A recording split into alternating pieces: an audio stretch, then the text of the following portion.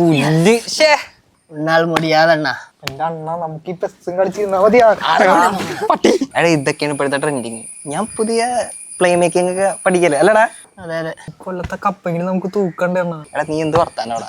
കാരണന്മാരായിട്ടുണ്ടല്ലോ 5 വർഷം കപ്പടിച്ച ടീമാണ് നമ്മുടെ. എന്റെ പൊന്നെണ്ണാന്ന് നിർത്തി. ഇത് കേട്ട് ചെയ്ത് ആരംഭിച്ചെന്നാണ് അവന്മാര് പറയും. കാരണന്മാര് ചെയ്തു, നമ്മളെന്ത് ചെയ്തെന്ന് അവര് ചോദിക്കുന്നത്.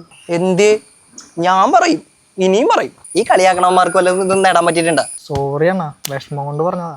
എടാ നീ നോക്കിക്കോ, ഇത്തവണ നമ്മൾ തന്നെ കപ്പടിക്കും. അവിടെ നെയ്മർ കപ്പ് വെക്കുമ്പോ ഇവിടെ കീവർ കപ്പ് വെക്കും. ഹലോ അച്ഛനെ തൂക്കി, അച്ഛനെ തൂക്കി.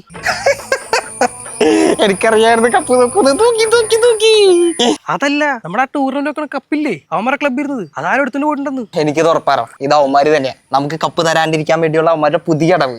അവന്മാരെ പിടിച്ചൊന്ന് കുടഞ്ഞു കഴിഞ്ഞാൽ കപ്പല്ല, കപ്പങ്ങ് വരെ കിട്ടും. ഇത് അവൻ തന്നെയാ, ആ ടോണിയും ഗാങ്. ഇത് തന്നെ അവന്മാരും പറയുന്നേ. ആശാനെ അടുത്ത് അവന്മാര് പറയണേ, ചോദിക്കാൻ പറ്റുന്നുണ്ടെങ്കിൽ വരട്ടെടാ, എല്ലാവരും വരട്ടെ. ആരുടെ കയ്യിലെ കപ്പുള്ളത് നമുക്കറിയാലോ. ഇനി ഇവിടെ നടക്കാൻ പോണത് എൽ ക്ലാസ്.